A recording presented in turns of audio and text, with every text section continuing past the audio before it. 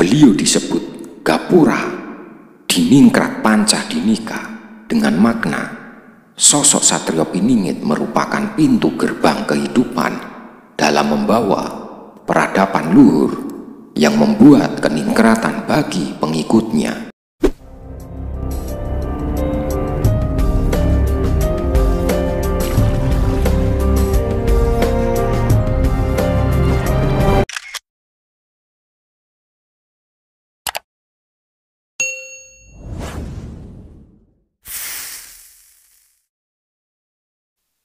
Mengingat amanat panggilan kehidupan yang diemban oleh sosok Satrio Piningit, sangatlah luar biasa tanggung jawabnya.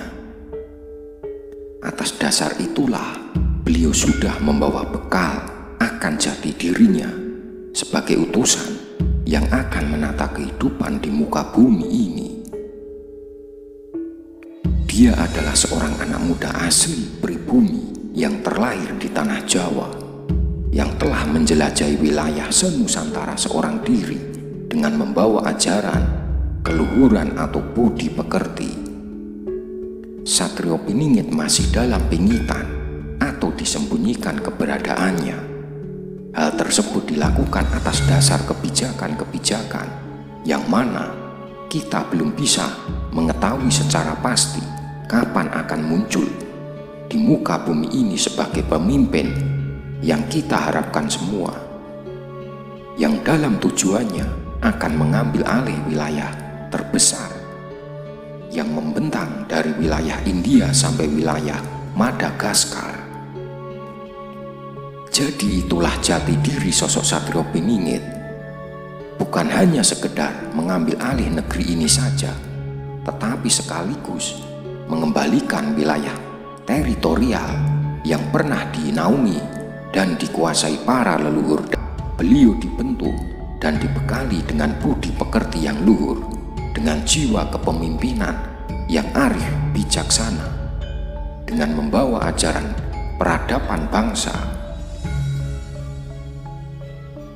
Yang paling menonjol dan unik dalam mengambil alih wilayah tidaklah dengan suatu peperangan, jajahan, dan pertumpahan darah, akan tetapi dengan memberikan suatu paham, kebenaran dan konsep dalam berbangsa dan bernegara yang sesungguhnya.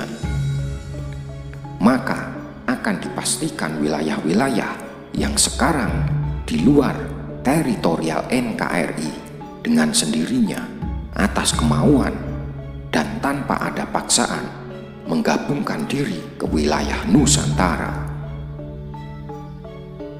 Nama jati diri Satrio Piningit adalah sosok Satrio Piningit banyak sekali mempunyai sebutan, nama dengan versi yang berbeda, tetapi maksud dan tujuan sama.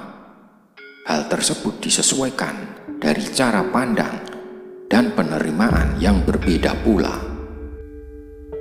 Beliau disebut Gapura Diningrat Panca Dinika dengan makna sosok Satrio Piningit merupakan pintu gerbang kehidupan dalam membawa peradaban luhur yang membuat keningkratan bagi pengikutnya, atau mengantarkan ke pintu gerbang pembentukan jati diri keningkratan setiap insan di dalamnya, yang terbentuk oleh kekuatan mandiri dalam implementasi keparipurnaan beragama, berbangsa, dan berbudaya. Dalam kehidupan di lingkungan masyarakat bangsa kita, tumbuh dan berkembang suatu keyakinan bahwa nama tersebut merupakan doa dan secercah harapan yang diyakini nanti akan membuat suatu perubahan yang luar biasa dan signifikan dalam kehidupan yang selama dinantikan masyarakat luas pada umumnya. Berkaitan dengan nama jati diri yang disandang sosok Satrio Piningit, memberikan dan mencerminkan seorang pemimpin yang mempunyai sifat budi pekerti dan berjiwa mulia. Gelar jati dirinya di samping suatu gelar yang disandangnya. Adapun gelar jati dirinya adalah Asma Putra Purana Saki Kriti, yang mempunyai makna seorang anak muda yang berpenduduk Jawa pribumi yang akan memimpin dunia. Beliau juga mempunyai sebutan sebagai guru batin, guru bahasa, guru bumi, guru bicara, dan guru besar, karena beliau sekarang sedang menempa, mendidik, dan membekali pengikutnya sebagai wakil untuk nantinya bersama-sama menata dunia ini.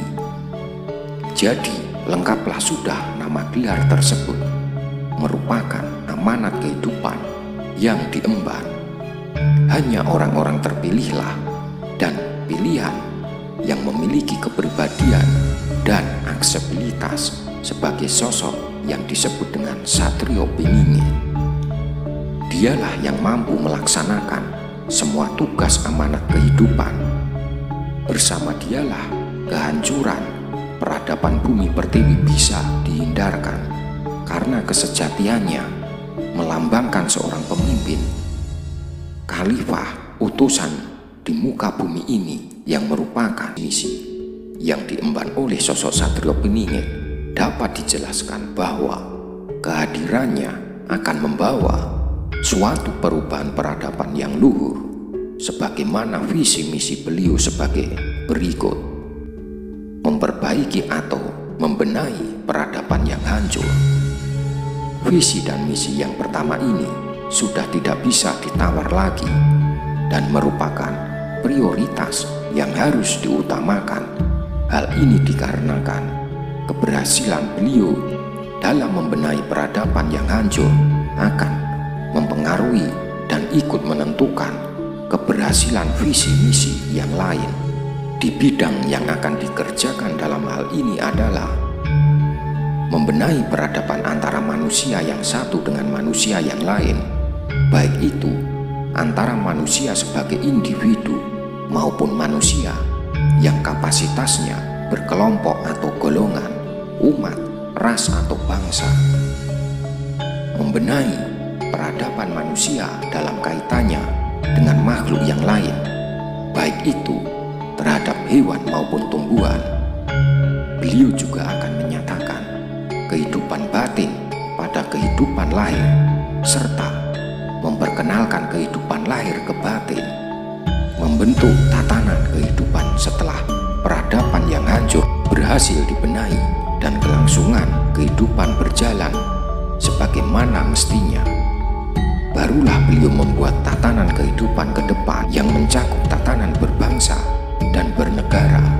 Adapun tatanan kehidupan yang akan diterapkan oleh Satrio Piningit yaitu tatanan pada tingkat bawah masyarakat. Tatanan kehidupan yang dikehendaki oleh Satrio Piningit berlandaskan tatanan yang ingsun rahayu balarea waluyo, yang dimaksudkan dengan tatanan pada tingkat tersebut agar terciptanya kehidupan rakyat, baik itu yang berupa keselamatan, kebahagiaan ataupun kemuliaan dalam kebersamaan. Pada tatanan di tingkat bawah ini, untuk mewujudkan terciptanya tatanan tersebut dibekali dengan ilmu, jurus dasar, jurus tentang solusi kehidupan sebagai senjata pertahanannya. Tatanan tingkat pramong praja.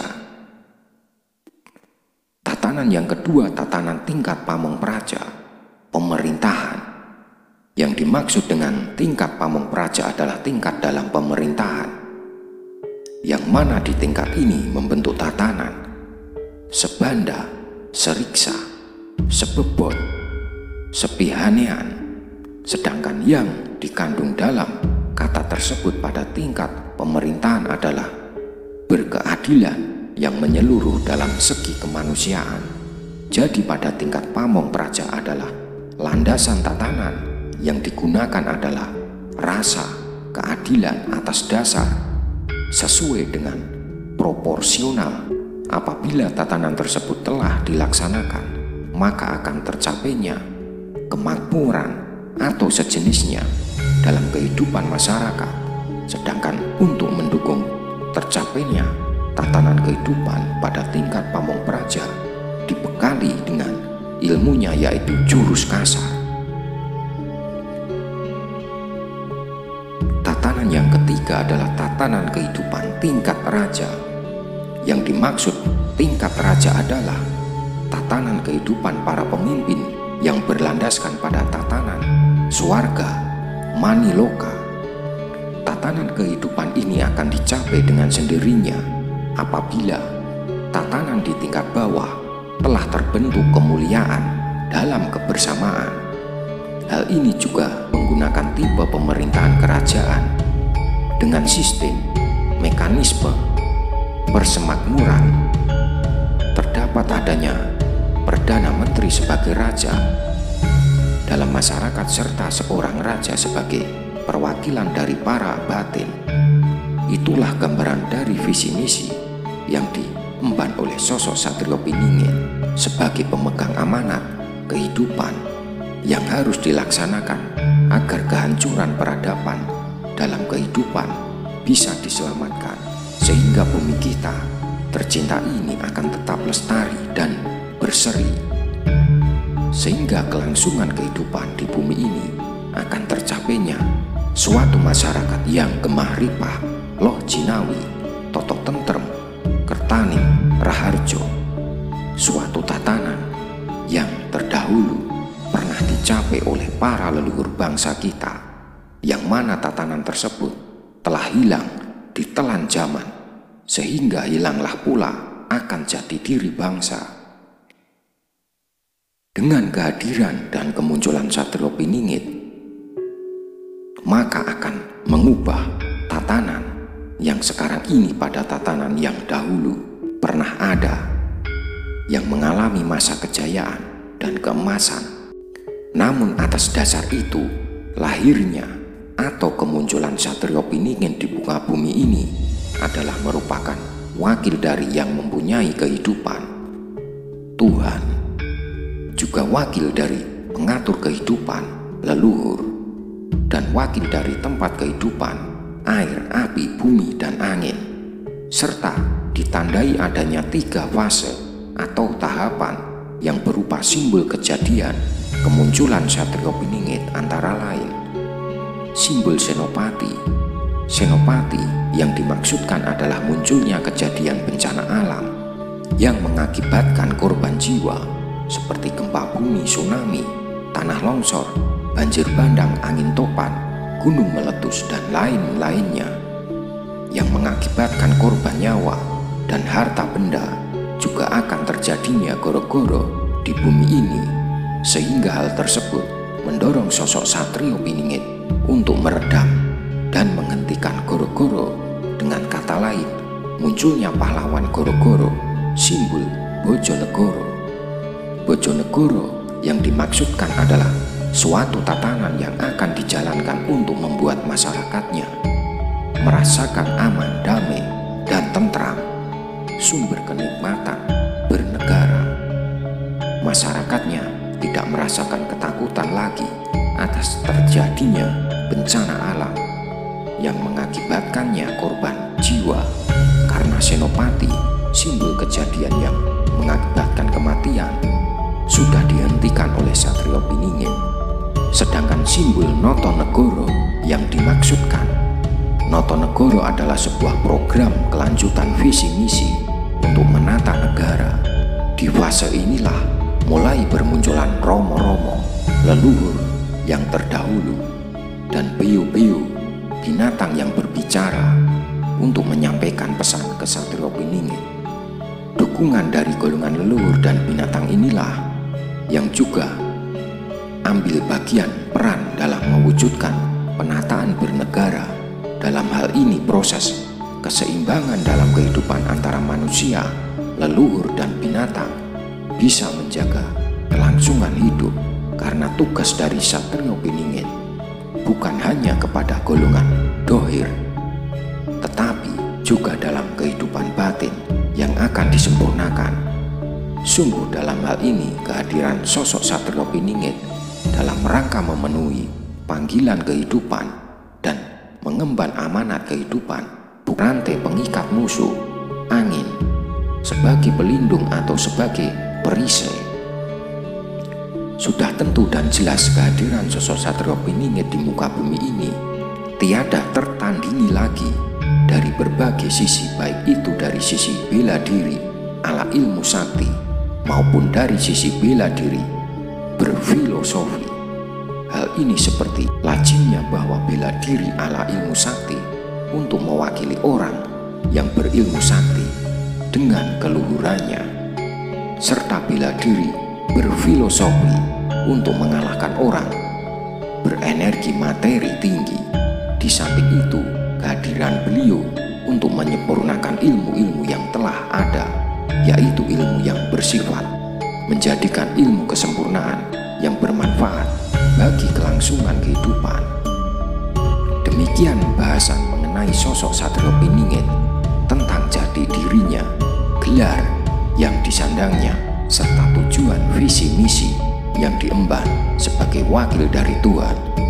Adapun referensi kajian-kajian yang telah dipaparkan oleh para leluhur berupa karya warisan leluhur dari kitab yang ada ataupun dalam tulisan prasasti sebagai bekal penguat kita sebagai generasi muda yang dituntut untuk meneruskan cita-cita para leluhur.